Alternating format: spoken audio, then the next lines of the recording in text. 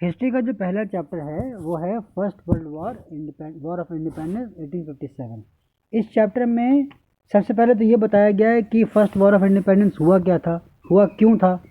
First war of independence को British version जो है वो कहता है सिपाही म्यूटिनी कहते हैं। फर्स्ट वॉर ऑफ इंडिपेंडेंस का नाम देने वाले पहले व्यक्ति जो थे, जिन्होंने अपनी किताब में इसको बोला था आज़ादी की पहली लड़ाई, वो थे विनायक दामोदर सावरकर, जिनको आजकल वीर सावरकर भी कहा जाता है। उन्होंने पहली बार कहा था। इस चैप्टर में आपको पहले तो पॉलिटिकल कॉज पढ़े, कॉज ये लड़ाई हुई क्यों वो बात की गई है। तो पहले पॉलिटिकल कॉज हैं। पॉलिटिकल कॉज का मतलब हो गया कि जो राजाओं में और एडमिनिस्ट्रेशन चलाने में जो दिक्कत हो रही थी अंग्रेज़ों के दखल की वजह से, उससे एक डिसएग्रीमेंट पैदा हो रहा था, वो कॉज थे। दूसरे जो रिलीजियस कम्युनिटी थी उनके अपने रीजंस थे, ठीक है। जैसे इन्होंने सती प्रथा को रोका और भी चीज़ें रोकी। जो फ्री में ज़मीनें दी जाती थी पंडित मंदिरों को और मस्जिदों को, वो उस पर टैक्स लगा दिया। ये कारण ये रिलीजियस कॉजेज़ में आता है, रिलीजियस एंड सोशल कॉजेज़। उसके बाद इकोनॉमिक कॉजेज़ भी जो हैं वो हैं, जैसे कि ट्रेड जो है वो बंद करा दिया गया। यहाँ से जो एक्सपोर्ट होता था उसको टैक्स लगा दिया, हैवी टैक्स, और इंपोर्ट ऑलमोस्ट फ्री कर दिया। तो अंग्रेज़ से सामान जो आएगा बिल्कुल बिना टैक्स के पूरे पैसे भी बिकेगा, और यहाँ जो सामान जाएगा वो बहुत महंगा बिकता था यूरोप में, तो धीरे धीरे उनका सामान बिकना बंद हो गया। इस तरह की कुछ कॉजेज़, यानी जिन कॉजेज़ का संबंध जो है वो रुपए पैसे से था, व्यापार से था, वो इकोनॉमिक कॉजेज़ की कैटेगरी में है। जिनका संबंध समाज से और संप्रदाय से था वो रिलीजियस एंड सोशल कॉजेज़ की कैटेगरी में है।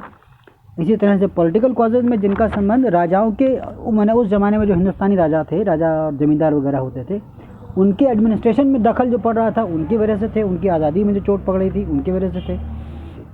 तो 3 तरह के कॉजेज़ ये हैं। उसके बाद में जो सबसे लास्ट में और सबसे इम्पोर्टेंट कॉज है वो मिलिट्री कॉजेज़ है, ठीक है। मिलिट्री कॉजेज़ में जैसे कि सिपाहीज़ को, इंडियन सिपाहीज़ को, जो जिन एम्पायर्स को, एम्परर्स को, किंगडम्स को, इंडियन किंगडम्स को अंग्रेज़ लोग अपने में कब्जा कर लेते थे, अपने में रख लेते थे, उन सिपाहीज़ को अपनी सेना में शामिल कर लेते थे, कंपनी की सेना में।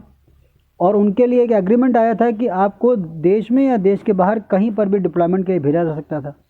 ये चीज़ सिपाहीज़ को राज़ी नहीं थी।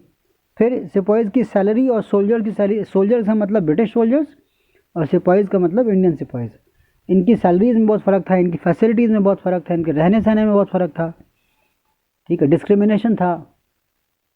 और इस कारण से जो है वो मिलिट्री कॉजेज़ भी हुए। उसके बाद में अफ़गान वॉर में जो है वो लड़ाई में हार गए थे अंग्रेज़, वो भी एक बात रही, ठीक है।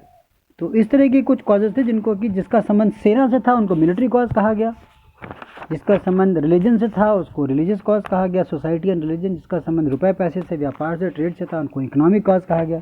जिनका संबंध उस ज़माने के लोकल एडमिनिस्ट्रेशंस में और राजाओं के किंगडम्स में जो था उनको पॉलिटिकल कॉज कहा गया। इस तरह से 4 कैटेगरीज में कॉजेज़ को बांटा गया है, ठीक है। सबके अपने अपने फिर उसके बहुत सारे पॉइंट्स हैं। फिर इवेंट्स ऑफ वॉर, क्या क्या हुआ,